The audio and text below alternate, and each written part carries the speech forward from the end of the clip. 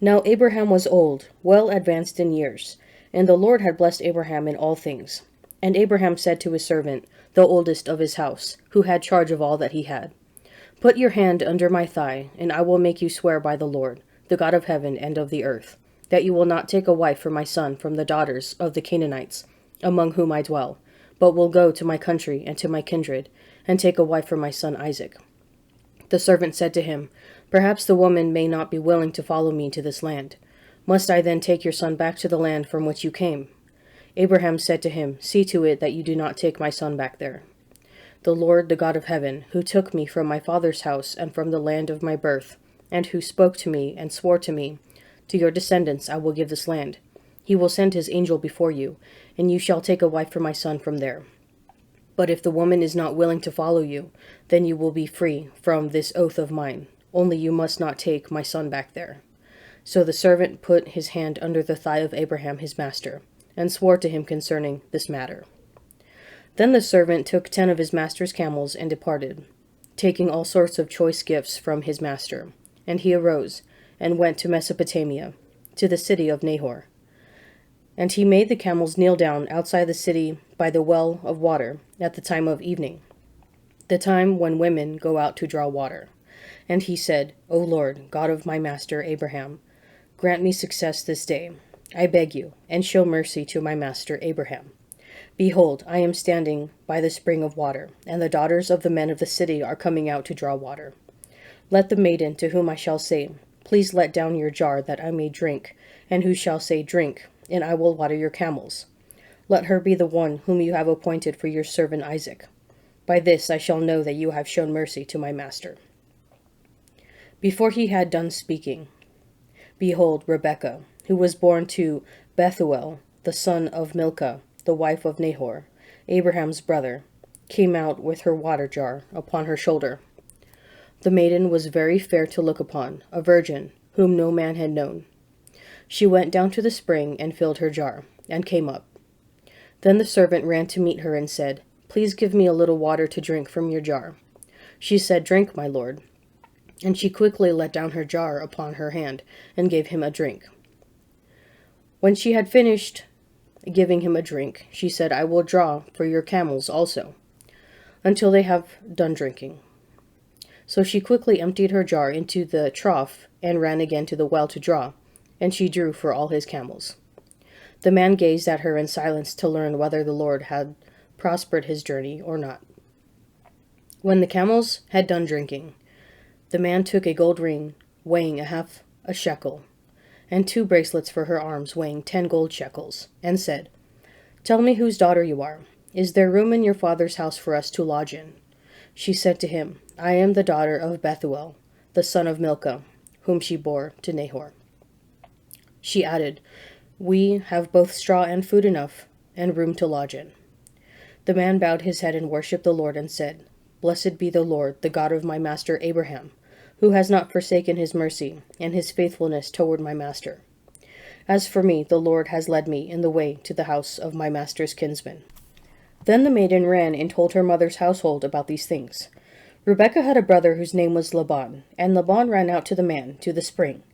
When he saw the ring and the bracelets on his sister's arms, and when he heard the words of Rebekah his sister, Thus the man spoke to me, he went to the man, and behold, he was standing by the camels at the spring. He said, Come in, O blessed of the Lord, and why do you stand outside? For I have prepared the house and a place for the camels. So the man came into the house, and Laban ungirded the camels, and gave him straw and food for the camels, and water to wash his feet, and the feet of the men who were with him. Then food was set before him to eat, but he said, I will not eat until I have told my errand. He said, Speak on. So he said, I am Abraham's servant. The Lord has greatly blessed my master, and he has become great. He has given him flocks and herds, silver and gold, menservants and maidservants, camels and donkeys. And Sarah, my master's wife, bore a son to my master when he was old, and to him he has given all that he has. My master made me swear, saying, You shall not take a wife for my son from the daughters of the Canaanites, in whose land I dwell, but you shall go to my father's house and to my kindred, and take a wife for my son. I said to my master, Perhaps the woman will not follow me. But he said to me, The Lord before whom I walk will send his angel with you and prosper your way. And you shall take a wife for my son from my kindred and from my father's house. Then you will be free from my oath, when you come to my kindred. And if they will not give her to you, you will be free from my oath.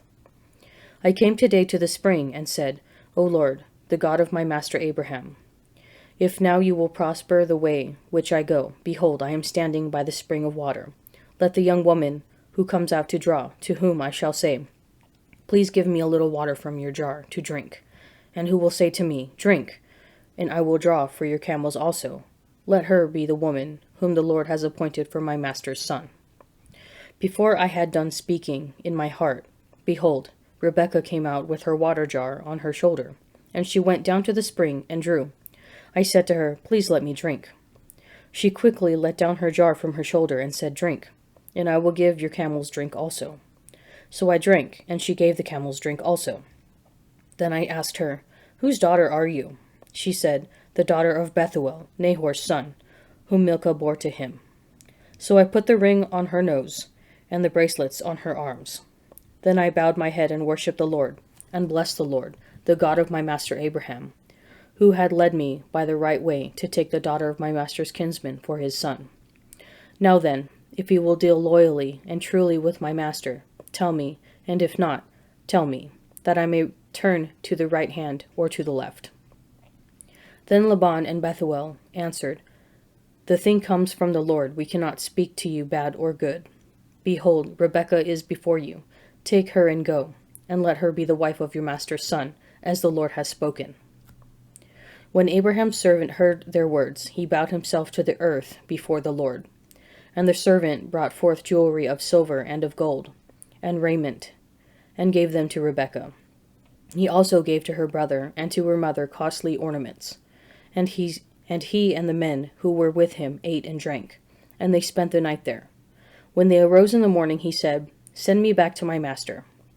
Her brother and her mother said, Let the maiden remain with us a while, at least 10 days. After that she may go. But he said to them, Do not delay me, since the Lord has prospered my way. Let me go, that I may go to my master. They said, We will call the maiden and ask her. And they called Rebekah and said to her, Will you go with this man? She said, I will go. So they sent away Rebekah, their sister, and her nurse, and Abraham's servant and his men. And they blessed Rebekah and said to her, Our sister, be the mother of thousands of 10,000s, and may your descendants possess the gate of those who hate them. Then Rebekah and her maids arose, and rode upon the camels and followed the man. Thus the servant took Rebekah and went his way. Now Isaac had come from Beer-lahai-roi, and was dwelling in the Negeb. And Isaac went out to meditate in the field in the evening, and he lifted up his eyes and looked, and behold, there were camels coming. And Rebekah lifted up her eyes, and when she saw Isaac, she alighted from the camel, and said to the servant, Who is the man yonder, walking in the field to meet us? The servant said, It is my master. So she took her veil and covered herself. And the servant told Isaac all the things that he had done. Then Isaac brought her into the tent and took Rebekah, and she became his wife. And he loved her. So Isaac was comforted after his mother's death. Why do you stand afar off, O Lord? Why do you hide yourself in times of trouble? In arrogance the wicked hotly pursue the poor. Let them be caught in the schemes which they have devised. For the wicked boasts of the desires of his heart, and the man greedy for gain curses and renounces the Lord. In the pride of his countenance the wicked does not seek him. All his thoughts are, There is no God. His ways prosper at all times. Your judgments are on high, out of his sight. As for all his foes, he puffs at them. He thinks in his heart, I shall not be moved. Throughout all generations I shall not meet adversity. His mouth is filled with cursing and deceit and oppression. Under his tongue are mischief and iniquity. He sits in ambush in the villages. In hiding places he murders the innocent. His eyes stealthily watch for the hapless. He lurks in secret like a lion in his den. He lurks that he may seize the poor. He seizes the poor when he draws him into his net. The hapless is crushed, sinks down, and falls by his might. He thinks in his heart, God has forgotten. He has hidden his face. He will never see it. Arise, O Lord. O God, lift up your hand. Forget not the poor. Why does the wicked renounce God, and say in his heart, You will not call to account? You see, yes, you note trouble and vexation, that you may take it into your hands. The hapless commits himself to you. You have been the helper of the fatherless. Break the arm of the wicked and evildoer. Seek out his wickedness, till you find none. The Lord is king forever and ever. The nations shall perish from his land. O Lord, you will hear the desire of the meek. You will strengthen their heart. You will incline your ear to do justice to the fatherless and the oppressed, so that man who is of the earth may strike terror no more. When he came down from the mountain, great crowds followed him, and behold, a leper came to him and knelt before him, saying, Lord, if you will, you can make me clean. And he stretched out his hand and touched him, saying, I will, be clean. And immediately his leprosy was cleansed. And Jesus said to him, See that you say nothing to anyone, but go, show yourself to the priest, and offer the gift that Moses commanded for a proof to the people. As he entered Capernaum, a centurion came forward to him, begging him and saying, Lord, my servant is lying paralyzed at home in terrible distress. And he said to him, I will come and heal him. But the centurion answered him, Lord, I am not worthy to have you come under my roof, but only say the word, and my servant will be healed. For I am a man under authority, with soldiers under me, and I say to one, Go, and he goes, and to another, Come, and he comes, and to my slave, Do this, and he does it. When Jesus heard him, he marveled, and said to those who followed him, Truly, I say to you, not even in Israel have I found such faith. I tell you, many will come from east and west, and sit at table with Abraham, Isaac, and Jacob in the kingdom of heaven, while the sons of the kingdom will be thrown into the outer darkness. There men will weep and gnash their teeth. And to the centurion Jesus said, Go, let it be done for you as you have believed. And the servant was healed at that very moment. And when Jesus entered Peter's house, he saw his mother-in-law lying sick with a fever. He touched her hand, and the fever left her, and she rose and served him. That evening they brought to him many who were possessed with demons, and he cast out the spirits with the word, and healed all who were sick. This was to fulfill what was spoken by the prophet Isaiah. He took our infirmities and bore our diseases. Now when Jesus saw great crowds around him, he gave orders to go over to the other side. And the scribe came up and said to him, Teacher, I will follow you wherever you go. And Jesus said to him, Foxes have holes, and birds of the air have nests, but the Son of Man has nowhere to lay his head. Another of the disciples said to him, Lord, let me first go and bury my father. But Jesus said to him, Follow me, and leave the dead to bury their own dead. In Matthew chapters 8 and 9, Jesus performs 10 mighty deeds, all of which exemplify the authority he commands. 10 is the symbolic number for authority. Thus God gives 10 commandments. And the beast's 10 diadems signify his total temporal authority. See Revelation chapter 13, verse 1. The leper recognizes Jesus' authority to will him clean.